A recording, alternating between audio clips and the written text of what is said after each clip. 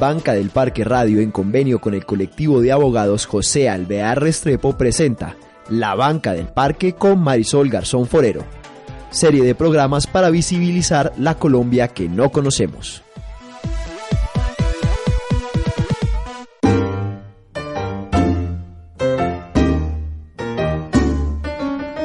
Un encuentro es una cosa rara y maravillosa. Es pasar la vida del uno al otro mientras pasan la vida del uno al otro. Siéntese en la banca del parque, donde todos cabemos.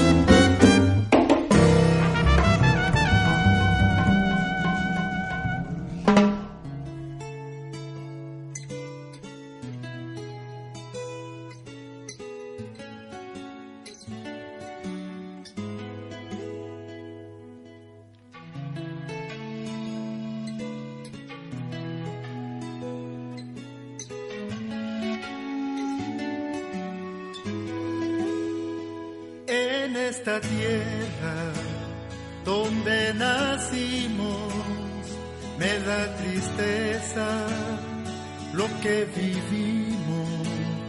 Cuántas promesas de nuevos días y la justicia no se avecina.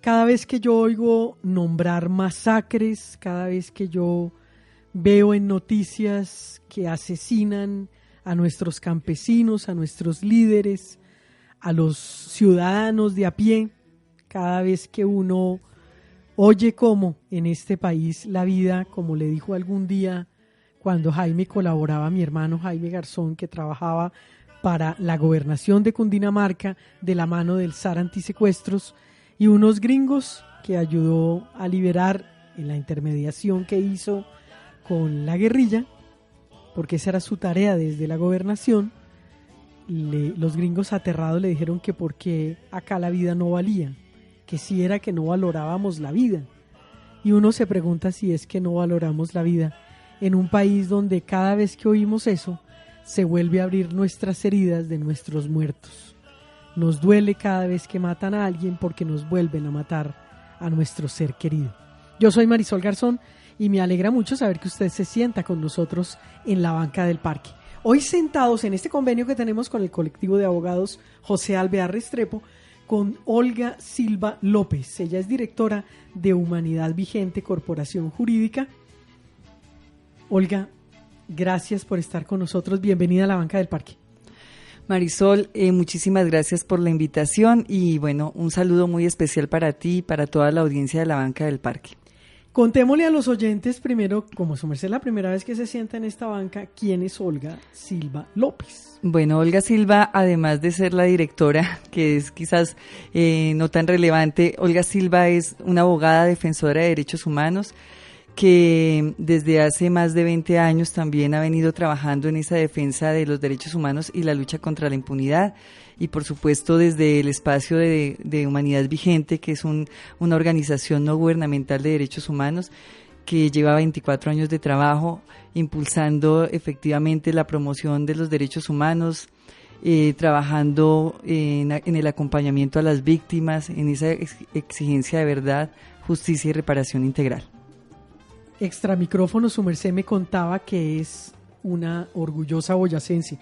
Una orgullosa boyacense, ¿de dónde es primero y cómo se decide ser abogada? Bueno, yo nací en Bogotá, pero mi crianza ha sido en el campo, en una zona rural de Boyacá, en un pueblo que se llama Jericó. De allá toda mi familia paterna, y pues uno generalmente no es de donde nace, sino donde se hace. Y sí soy muy boyaca, no solamente por la formación que tuve, sino donde me hice y donde tengo esos recuerdos de infancia que lo mantienen a uno o están siempre presentes en todos los ciclos de vida de las personas. ¿Estudió allá? Estudié Derecho en la Universidad Nacional. Antes había estudiado Lingüística y Literatura aquí cerquita en la Universidad Distrital. Pero bueno, en ese ejercicio de ser docente, siempre las personas con las que trabajaba, que eran adultos, porque eran programas de educación no formal, me insistían mucho que tenía todo el carácter para ser abogada. Yo no estaba tan segura, pero bueno, me lograron persuadir y finalmente pasé en la Universidad Nacional, que no era tan fácil. Y bueno, allí me formé también como abogada y principalmente como abogada defensora de derechos humanos. Creo que la Nacional se incidió mucho en que mi vocación por lo social se profundizara, ¿no? ¿Y luego dónde comienza ya a ejercer? Bueno, yo empecé justamente trabajando como defensora de derechos humanos con un trabajo que hice de educación no formal, en alfabetización de adultos, y yo siempre he dicho que ahí empecé a formarme o a ejercer ese ser defensor de derechos humanos, conociendo a personas adultas que no han tenido el acceso a la educación por diferentes razones, pero todas ligadas a la injusticia de este sistema político y económico que no permite el acceso a esos derechos básicos. Y posteriormente también hice parte del colectivo de abogados José Alvear Restrepo. Allí también pasé unos años muy importantes de mi vida en ese proceso de formación, y bueno, y hoy estoy en el trabajo con Humanidad Vigente, donde he hecho mi tarea desde empezar como abogada y educadora, pasar por la coordinación y bueno, la dirección. He hecho como todo el trabajo desde la base hasta ese ejercicio de también de dirigir, de tener esa responsabilidad de dirigir un equipo de trabajo, y un equipo de trabajo en donde también buscamos ser escuela, ¿no? Que se formen allí también más defensores y defensoras de derechos humanos. Hablemos brevemente de Humanidad Vigente. ¿Qué hace esta corporación jurídica? Bueno, Humanidad Vigente lleva 24 años de trabajo, se ha conformado por abogados y abogadas defensores de derechos humanos también, que se han formado allí, pero también que han llegado allí con esta vocación de trabajo. Nació en el año 96 y bueno, el trabajo nos ha venido demandando que para defender los derechos humanos se haga un trabajo más desde lo interdisciplinario. Entonces ahora contamos con comunicadores, con psicólogos, tratando de hacer un trabajo más interdisciplinario. En ese trabajo que hacemos, trabajamos desde 3 ejes de acción, que es la educación e investigación popular, el litigio estratégico, la comunicación para la incidencia y el trabajo coordinado, y que es ese trabajo que hacemos con otras organizaciones, tanto en lo regional como en lo nacional, de cara a que el esfuerzo que se hace por esta exigencia de verdad, de justicia, de reparación, pero también de exigencia de que los derechos humanos se materialicen, lo hacemos acompañados de otras organizaciones, de otras voces. Eso es un esfuerzo colectivo. ¿Y acompañan las comunidades? Y hacemos ejercicio de acompañamiento a las comunidades. En Nariño trabajamos mucho una línea temática que es los derechos de los niños, niñas, adolescentes.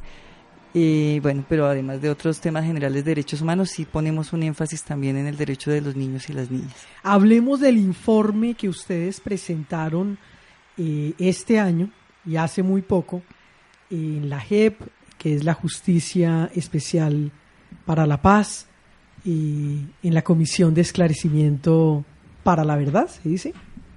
Sí. Y en otras organizaciones. ¿Qué fue lo que hicieron? Bueno, el pasado 11 de octubre se presentó un informe titulado Telarañas de Impunidad a los 3 órganos del Sistema de Integral Verdad, Justicia, Reparación y No Repetición, creado en el marco del acuerdo final.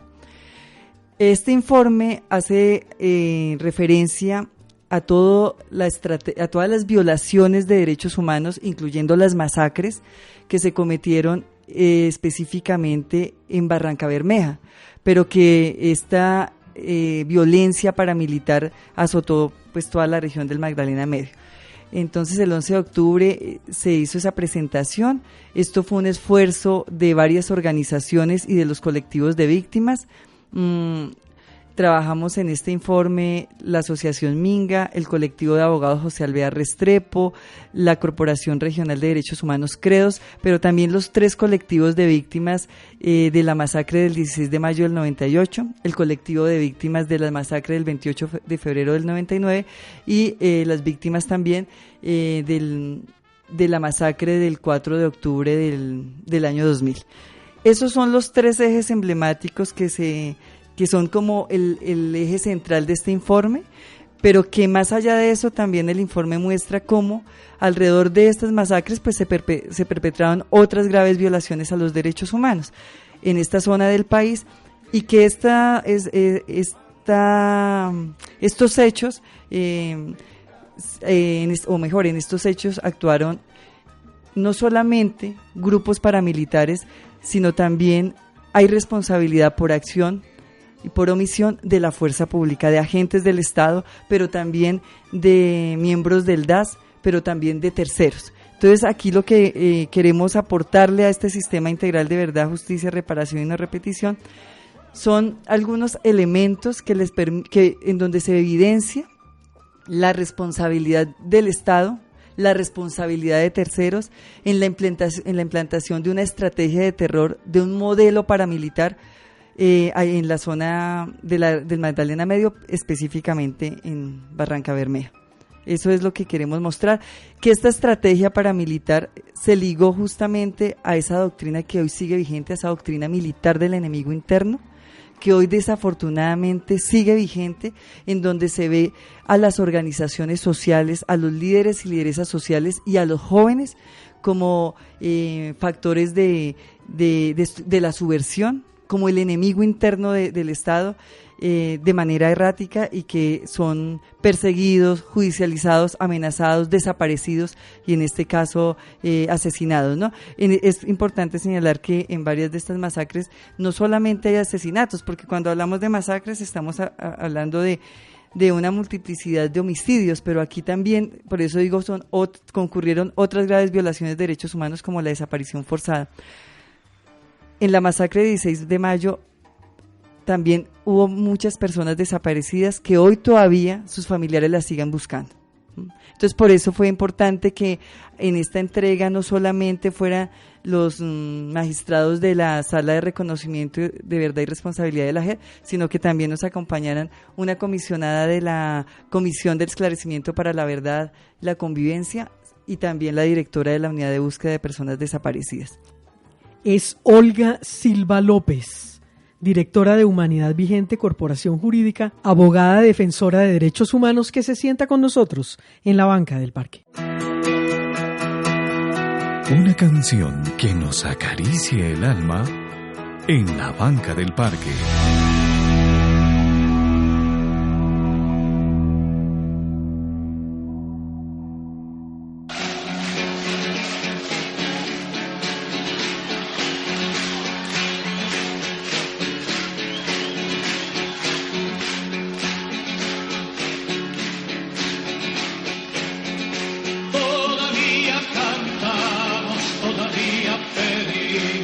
Todavía soñamos, todavía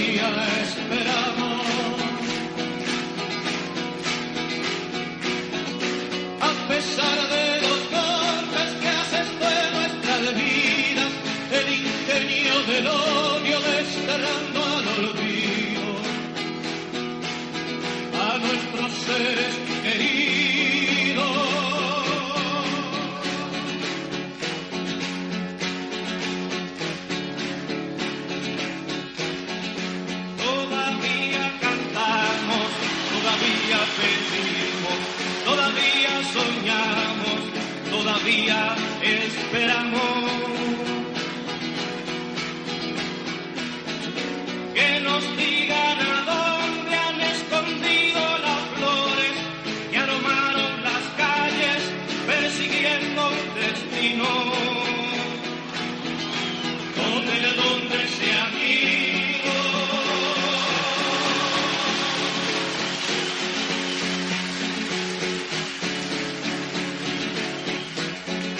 Todavía cantamos, todavía pedimos, todavía soñamos, todavía esperamos que nos den la esperanza de saber que es posible que el jardín se ilumine con las risas y el canto de los que amamos tanto.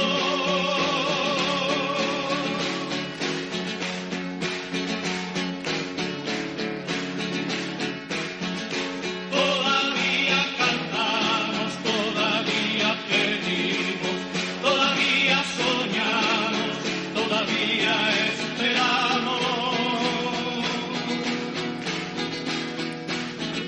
por un día distinto, sin apremios ni ayuno, sin temor y sin llanto, y porque vuelvan al nido.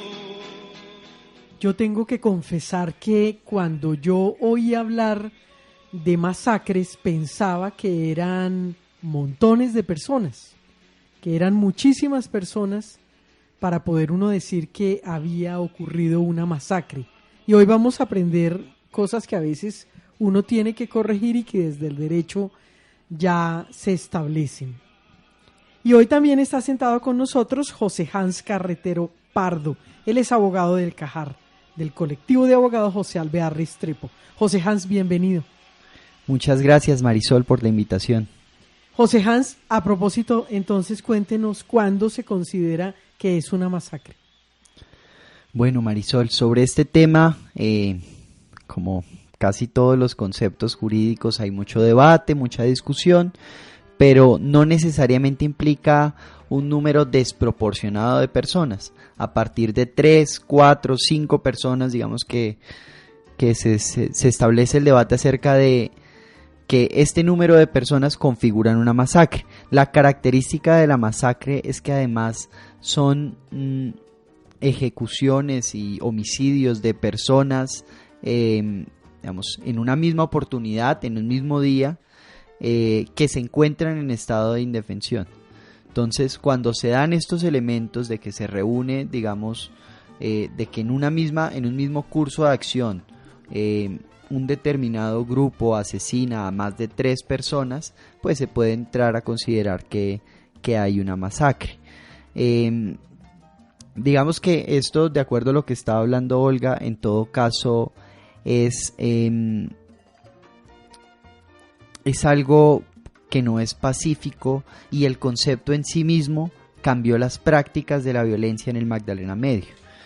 Tenemos, si uno revisa los registros de números de masacres, las masacres en el Magdalena Medio fue una de las regiones más azotadas por este tipo de fenómeno en el país.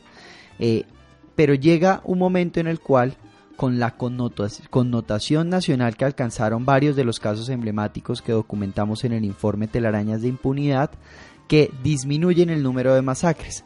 Pero ocurre la particularidad en Barranca que comienzan a aparecer muertos un día y al otro, y al otro, y al otro, o un día cercana a la medianoche y el otro muerto en la madrugada, y comenzaron los actores, digamos, de la guerra en Barrancabermeja a perpetrar lo que han desarrollado investigadores y se conoce como una masacre sostenida, y no fue solo unas cuantas masacres las que se llevaron, sino que la masacre se extendió a lo largo del tiempo. Entonces, pues digamos que estos serían como los elementos de lo que es una masacre. Y además, digamos, por la fuerza desproporcionada que se ejerce, tiende a ser un ataque coordinado, digamos, por un número significativo de personas. Muchas veces dentro de los patrones de masacres en el país, pues estas vienen acompañadas de homicidios, de desaparición forzada, de violencia sexual, de tortura y de otro tipo de crímenes, digamos, que se cometen a la par de los homicidios de las personas. Pero cuando estamos hablando de masacre es que se asesinó al grupo de personas de más de 3, como su merced nos dice. Sí. Sí, aunque también hay casos en los cuales lo que sucede es la desaparición forzada de estas personas, ¿no? Que esa fue justamente una técnica una estrategia de ocultamiento y también para impedir la judicialización y el acceso pronto a la justicia en este tipo de casos, porque pues es difícil iniciar una investigación cuando no se sabe a ciencia cierta qué pasó con la persona desaparecida. En este caso del informe de telarañas de impunidad, como lo llamaron las víctimas, hubo todo esto que su merced nos está nombrando, es decir, hubo asesinatos, desaparición forzada, violación. Sí, señora, pues digamos que el informe está dividido en 2 partes. En una primera parte se habla de un contexto de macrocriminalidad y de cómo el paramilitarismo incursiona en la región, se establece y se expande. Entonces, digamos que las masacres también han cambiado en sus modalidades de acuerdo a los objetivos que persiguen. En ese sentido, en la primera parte se documenta un modelo de represión de masacres perpetradas directamente por agentes de Estado. Una red criminal que se organizó a principios de los 90, llamada la Red de la Armada, perpetró una serie de ejecuciones extrajudiciales y masacres en la ciudad de Barrancabermeja y en la región del Magdalena Medio. Digamos que en estas masacres el rasgo distintivo de la violencia fue que, pues, digamos, hubo participación directa de los agentes de Estado. Varias de ellas estuvieron dirigidas específicamente a personas que ejercían un liderazgo, sea en el movimiento sindical, un liderazgo político, un liderazgo desde el movimiento de derechos humanos. Pues hay que tener en cuenta que esta región también ha sido, digamos, reconocida a nivel nacional por ser cuna de movimientos sociales, cívicos de gran trascendencia. No más por poner el ejemplo, pues allí nace la Unión Sindical Obrera, que es el primer y más grande sindicato del país.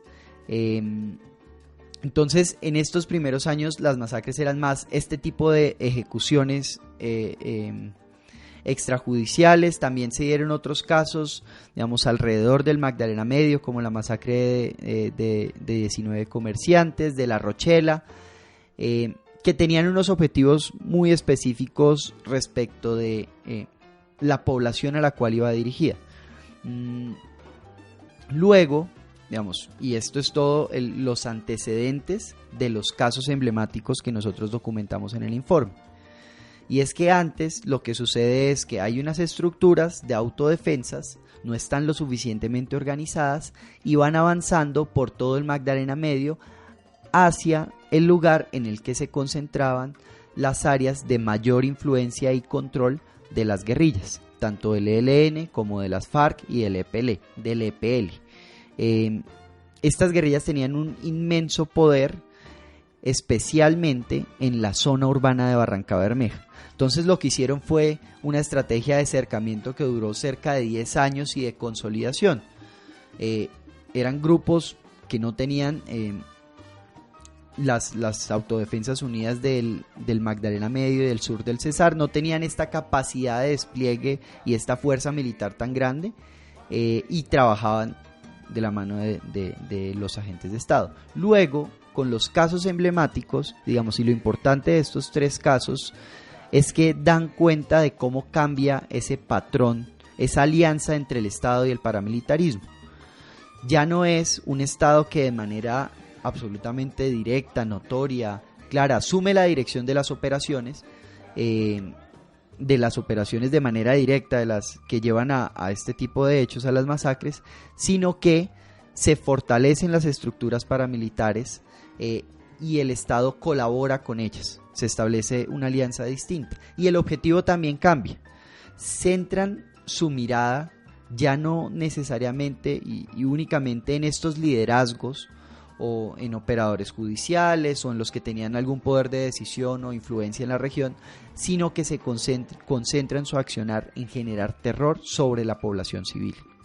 Que esto era lo que estaba refiriendo Olga al principio como esa doctrina del enemigo interno, y es que bajo esa idea las guerrillas se alimentaban, digamos, se basaban y tenían su fortaleza en el respaldo de la población civil, tanto militar como en términos de legitimidad, y lo que hacen estas nuevas acciones paramilitares que llevan a las masacres de la segunda parte del informe es atacar directamente a la población civil para generar temor y para romper esos vínculos que según ellos habían construido con las insurgencias, cuando en realidad lo que teníamos era a un grupo de personas en situación de absoluta vulnerabilidad, porque estas dinámicas de violencia se daban en las zonas, digamos, en los barrios con mayor dificultad de acceso a servicios básicos del Estado, y todo esto está documentado en el informe, como hay menor número de hospitales, de acceso al agua, educación, y un abandono total, digamos, de la política social del Estado, a la par de una gran militarización que no hizo nada frente al accionar paramilitar. Es José Hans Carretero Pardo, abogado del colectivo de abogados José Alvear Restrepo, que se sienta con nosotros en la banca del parque. Y del baúl de los recuerdos, las canciones inolvidables suenan en la banca del parque.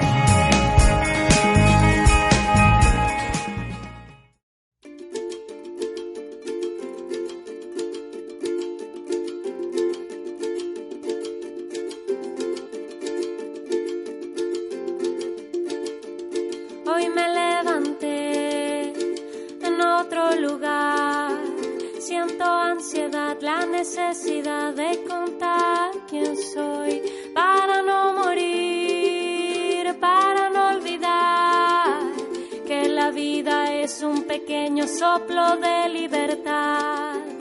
Hoy seré canción, volaré detrás de las coplas del trovador del campo y de la ciudad. Para no morir, para no olvidar que el dolor existe y con amor lo voy a curar. Yo soy una aventurera,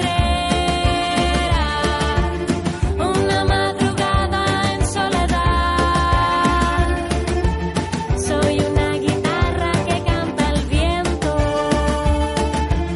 una cordillera que llega al mar. Por mis venas corre fuego, mis ojos brillan en la oscuridad, y mi voz hambrienta no tiene miedo de cantar por siempre mi libertad.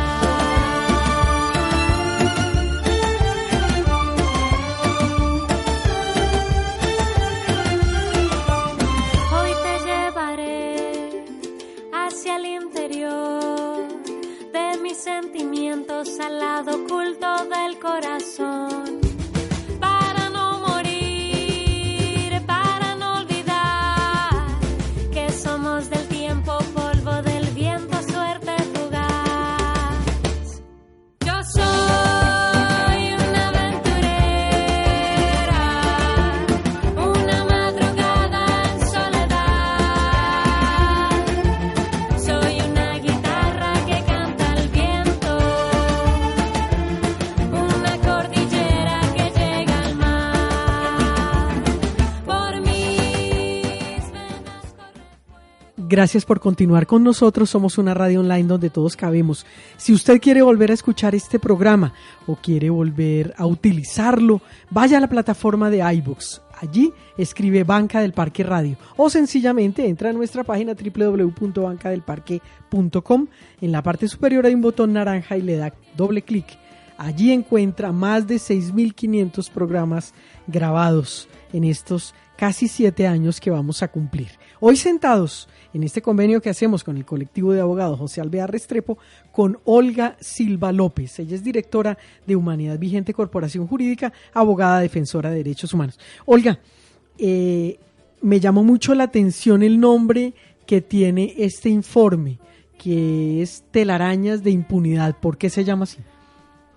Bueno, primero que todo es de destacar que este informe se construyó con la participación muy activa de las víctimas, de los familiares de esas víctimas directas, pero también de esas como víctimas indirectas, pero también ellos como víctimas de toda esa violencia, ese terror que en la década de los 90 y 2000 vivió el centro petrolero más importante del país.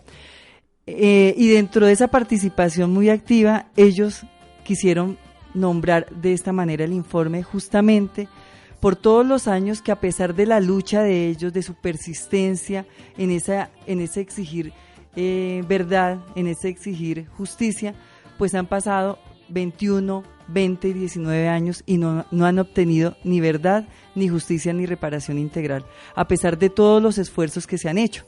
Y que ellos mismos han hecho como colectivos de víctimas, porque hay que destacar mucho el papel de ellos, que nos acompañan a quienes les representamos en esas instancias judiciales, pero también que nos dan la fuerza y que están muy pendientes de cómo siguen las audiencias, qué pasan las audiencias, sin embargo, y que no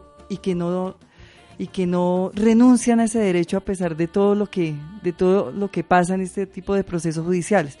Entonces, impunidad creo que es justamente por tantos años en los que no han obtenido ni verdad, ni justicia, ni reparación, en donde han tenido que mantener la dignidad y el valor en medio del dolor, porque fueron ellos, quiero destacar también, que ellos han venido buscando a sus familiares desaparecidos. Ellos mismos, sin apoyo ni de la fiscalía, han ido allá a donde les han dicho, en algunas versiones de los paramilitares, que les han dicho que los cuerpos los enterraron en X finca, en X sector, y ellos se organizan y han ido con sus propios recursos a intentar buscar dónde pueden estar sus familiares, sus seres queridos.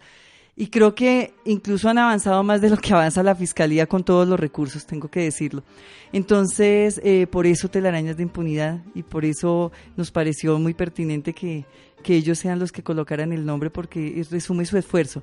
Y aparte de eso, también hay, insisto que algo importante, que fue una petición de ellos, pedirle a la unidad de búsqueda de personas desaparecidas, que como está construyendo esos planes planes pilotos de un plan de búsqueda, que se tenga en cuenta esas experiencias que ellos mismos han hecho, y que también se adopten. A la JEP le pidieron medidas cautelares sobre esa zona donde ellos han venido haciendo estos ejercicios de búsqueda muy solitos, muy por su propia iniciativa y con su propio esfuerzo. ¿Qué esperan las víctimas después de haber tenido tantos años de impunidad? ¿Esperan que de pronto se les escuche?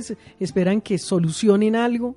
En efecto, el escenario del sistema integral de verdad, justicia y reparación y no repetición, las víctimas lo ven como un escenario de oportunidad, como una posibilidad de que lo que no se ha hecho en la justicia ordinaria durante todos estos años, que por lo menos este sea la ventana que se abra para conocer la verdad, principalmente la verdad, para saber dónde quedaron los cuerpos de sus seres queridos, para que les sean entregados los cuerpos de sus seres queridos, pero por supuesto para que se logre determinar las responsabilidades de los altos mandos, las responsabilidades de esos terceros que ni siquiera han sido vinculados a ningún proceso, y sobre todo también que a partir de ese ejercicio de justicia que se logre, ese ejercicio de verdad, se pueda establecer y en este país dictar medidas de no repetición.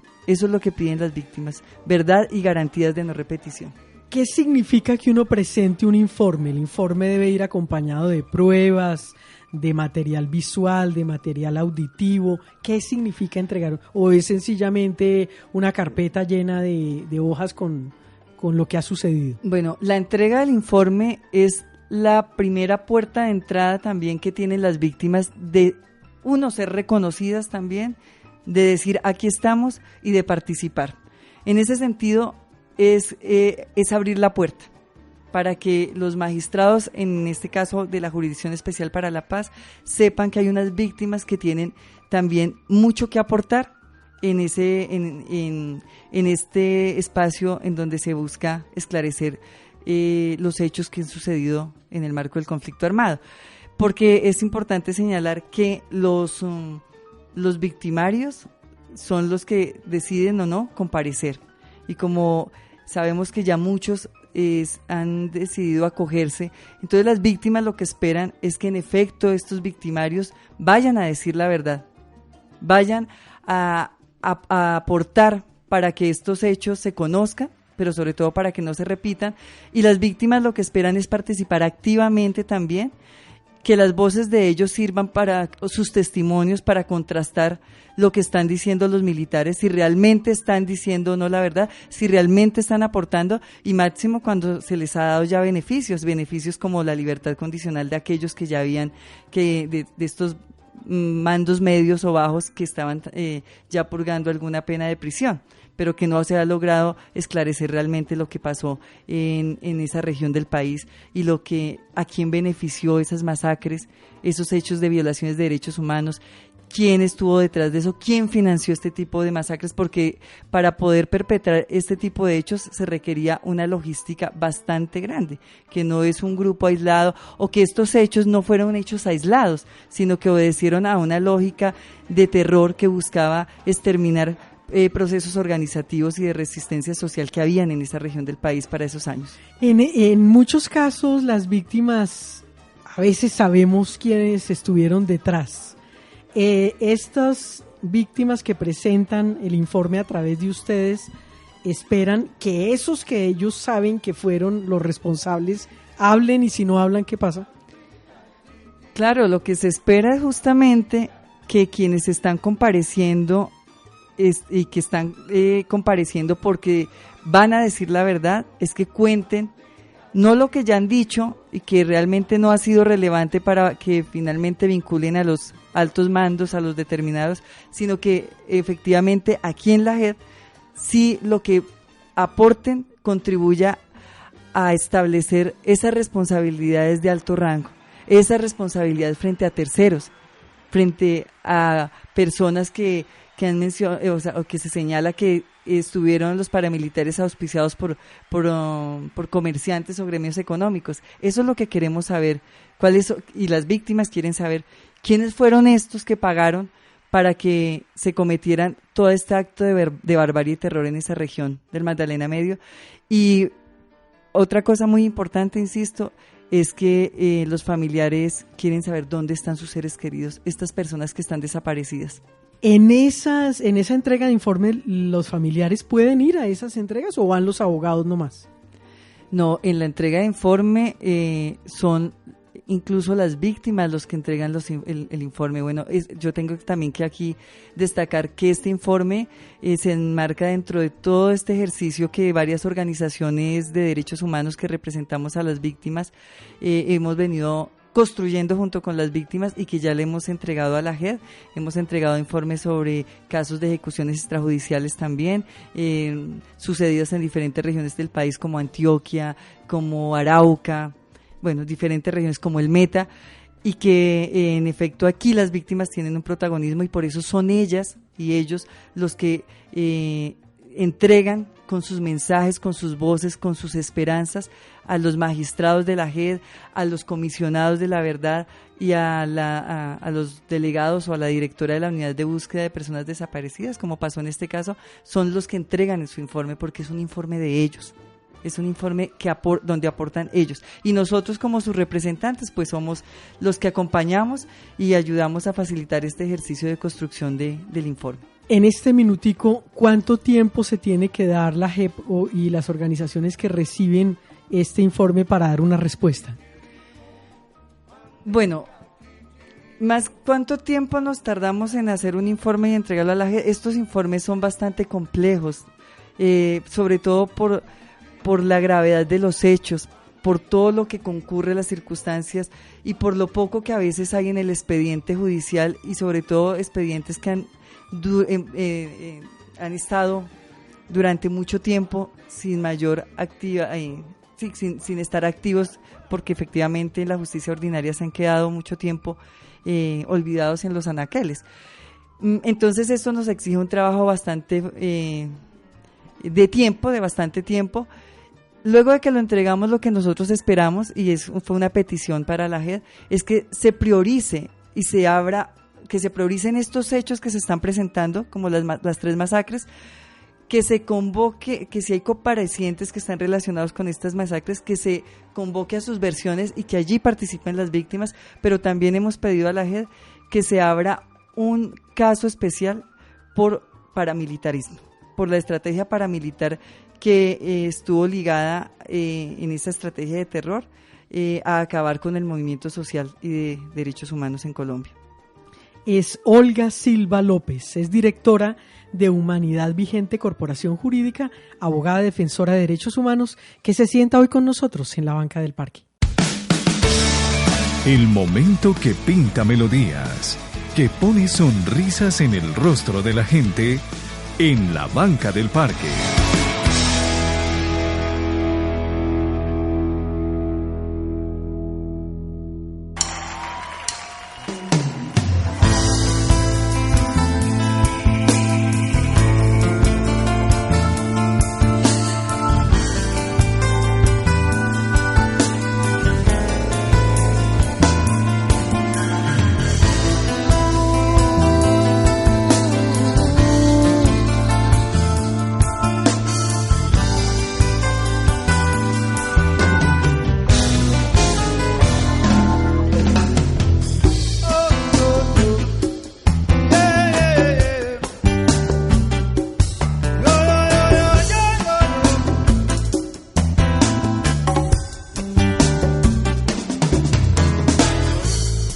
Que alguien me diga si ha visto a mi esposo, preguntaba la doña. Se llama Ernesto X, tiene 40 años. Trabaja de celador en un negocio de carros. Llevaba camisa oscura y pantalón claro. Salió anteanoche y no ha regresado, y no sé ya qué pensar, pues esto antes no me había pasado. Oh, oh, oh. Oh, oh, yo, yo, yo, yo, yo.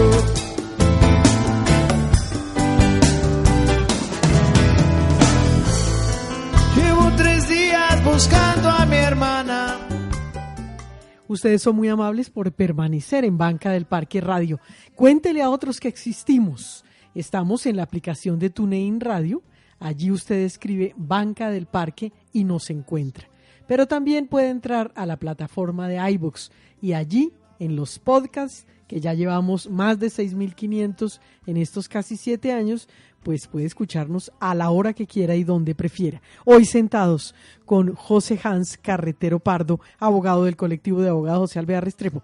José Hans, en este diálogo que hemos ido teniendo con Olga y con su merced, pues a mí sí me gustaría que le contáramos a los oyentes casos concretos de esa masacre y de todo lo que ha representado para el país estos asesinatos y estas atrocidades. Gracias, Marisol. Pues sí, esto es fundamental también para hacer memoria y que no se repita, ¿no? Este informe trabaja básicamente 3 casos emblemáticos que dan cuenta de lo que venía diciendo fue una alianza entre el Estado y el paramilitarismo.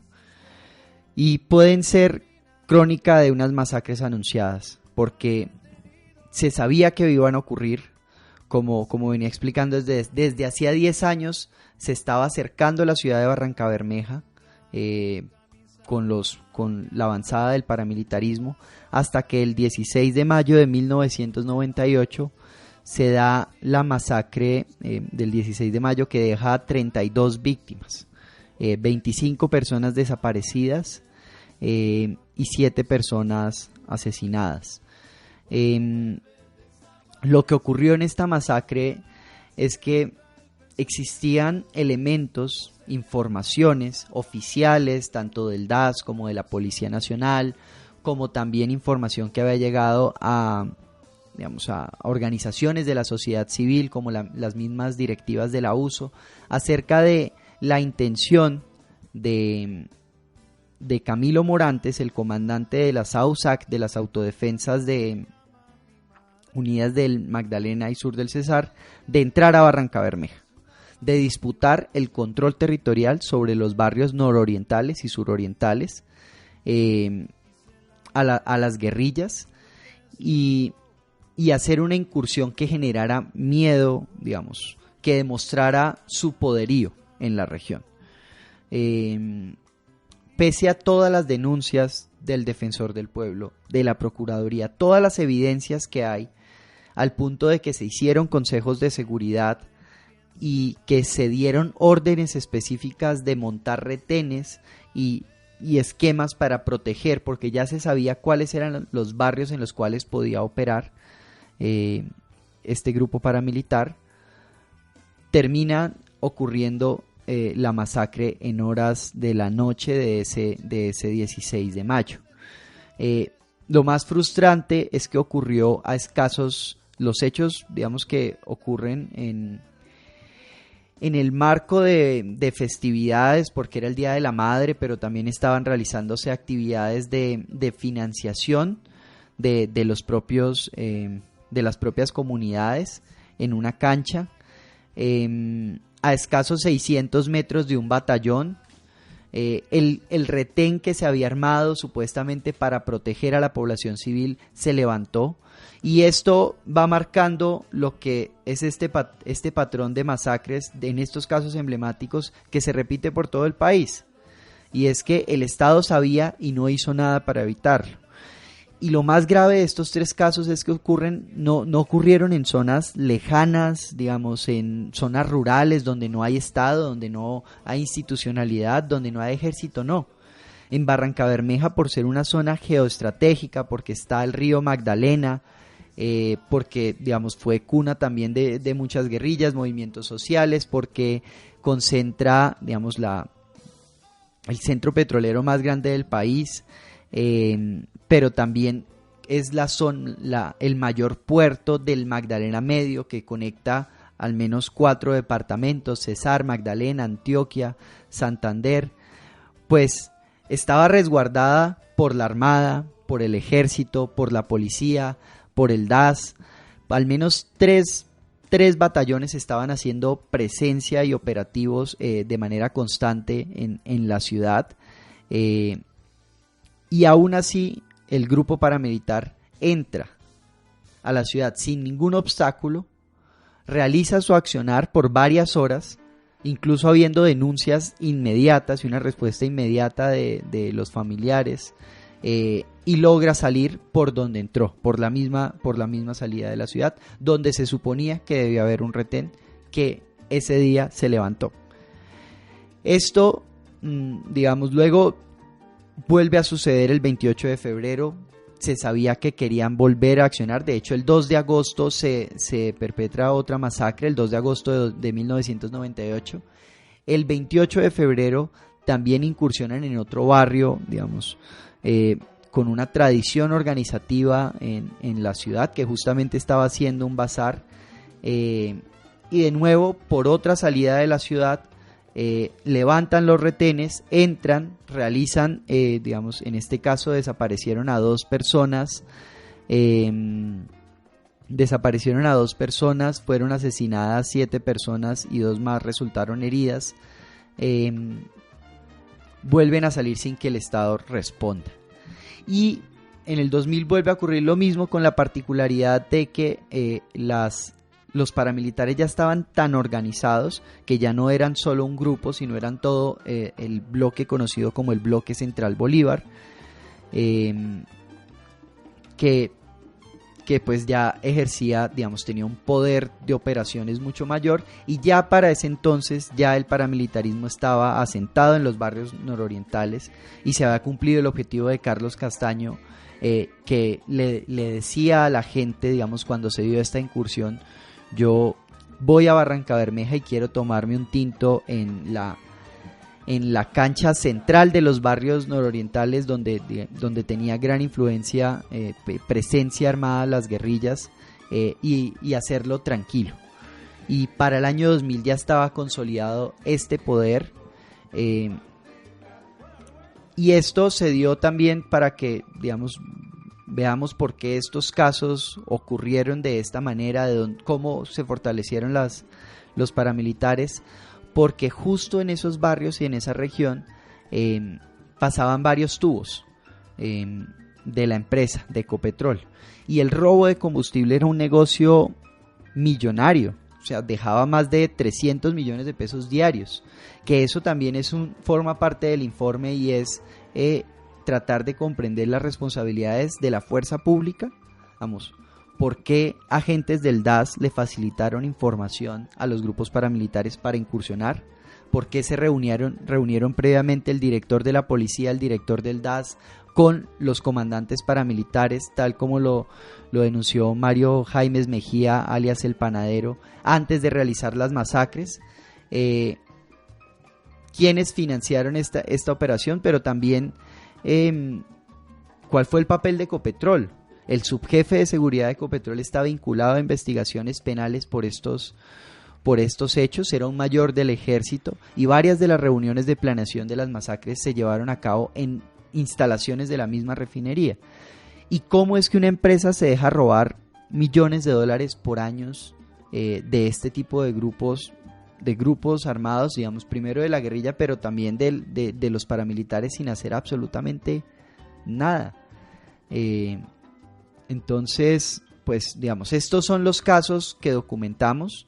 El 16 de mayo de 1998, la masacre del 28 de febrero del 99, y la masacre del 4 de octubre del 2000, que se da en el barrio El Cerro y tiene la particularidad de estar precedida por una amenaza del comandante de la policía, que ante una acción guerrillera dice: cuídense, no quiero ver a nadie en las esquinas porque voy a suponer que ustedes son guerrilleros. Cualquier persona, digamos, que esté en las esquinas en estos barrios puede ser guerrillera.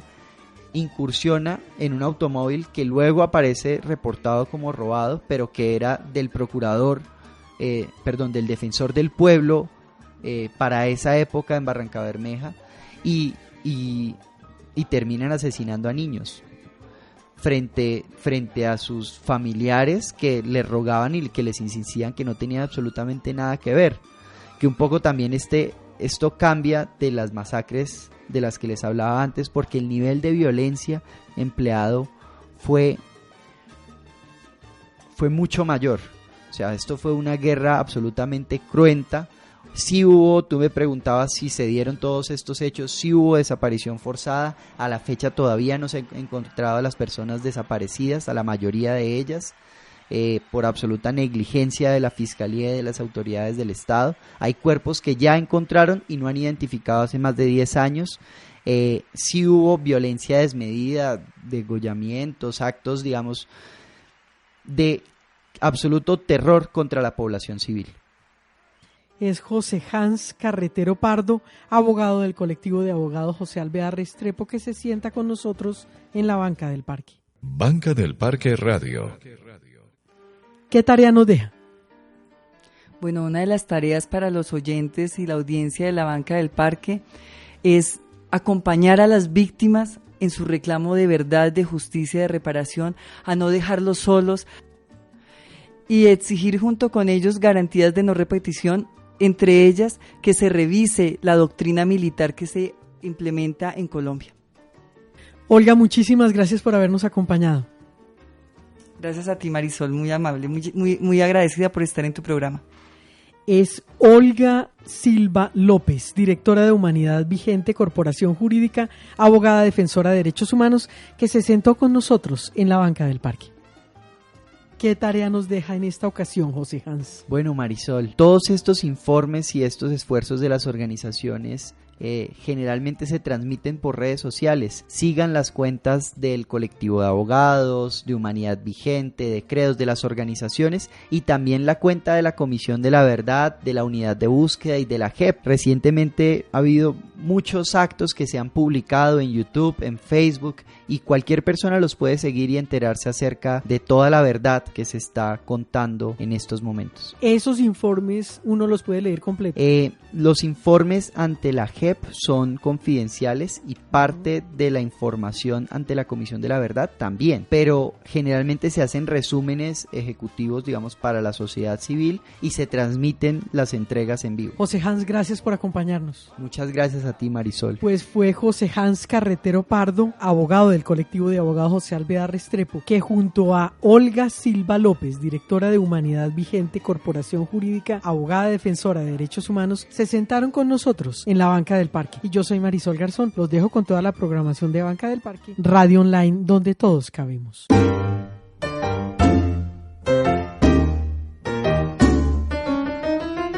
Ahora la banca del parque queda sola. Los esperamos para un nuevo encuentro y seguir pasando la vida del uno al otro.